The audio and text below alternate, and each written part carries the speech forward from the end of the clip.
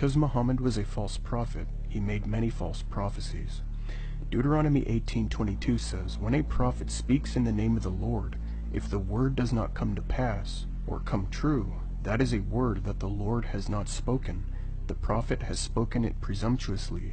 You need not be afraid of him." Unquote.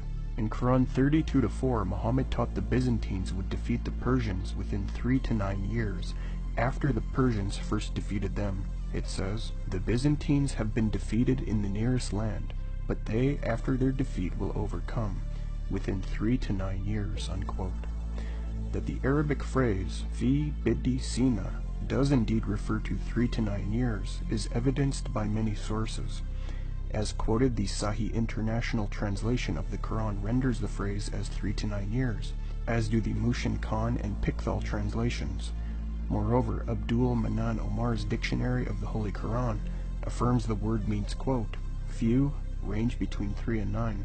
Also, the Islamic scholar Allama Usmani confirms, in lexicon and in the tradition, the word biddi is applied to a period ranging from 3 to 9 years, unquote. Moreover, Yusuf Ali also confirms, quote, bid in the text means a short period, a period from 3 to 9 years, unquote. So there's no question. However, the first battle Muhammad talked about was in AD 614, when the Persians shockingly conquered Jerusalem and defeated the Byzantines, who were led by Emperor Heraclius. Then the Byzantines did defeat the Persians afterwards, but it was 13 years later in AD 627 at Nineveh, not 3 to 9 years later, as Muhammad falsely prophesied. This is a major false prophecy, proving Muhammad was a false prophet. Next, in Quran 3, 150-151, Muhammad predicted the Muslims would be victorious in the Battle of Uhud with the Meccan pagans, quote, "Nay, God is your protector, and he is the best of helpers. Soon shall we cast terror into the hearts of the unbelievers, for that they joined companions with God, for which he had sent no authority. Their abode will be the fire, and evil is the home of the wrongdoers." Unquote. So according to Muhammad, God would protect the Muslims in this battle, terror would be cast into the hearts of the opposing army, and the abode of the opposing army would be hell. This indicates the Muslims would win the battle. Indeed, the commentator Ibn Abbas explained this was a prophecy of triumph regarding the Battle of Uhud. However, the Muslims went on to lose this battle in a devastating fashion, as Muslim scholar Ibn Kathir affirmed, quote, as Sudi said, when the disbelievers attacked Muslim lines during the Battle of Uhud and defeated them, some Muslims ran away to Al-Madinah, unquote. This is a major false prophecy.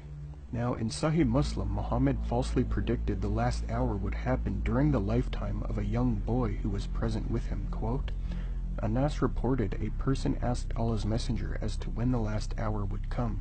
He had in his presence a young boy of the Ansar who was called Muhammad. Allah's Messenger said, if this young boy lives, he may not grow very old till he would see the last hour coming to you, unquote. Moreover, Muhammad predicted the end of the world would happen very shortly after his life, quote, Anas reported Allah's Messenger as saying, I and the last hour have been sent like this, and while doing it, joined the forefinger and the middle finger. Muhammad said this about 1400 years ago, which is clearly incorrect. Also, Muhammad predicted, quote, the last hour would come when the Romans would form a majority amongst people, unquote. However, the largest people group in the world is by far the Han Chinese, who have over a 1.2 billion person population. Thus, Muhammad was wrong, since the Han Chinese far supersede any ethnic group, including Romans, in terms of population number and growth.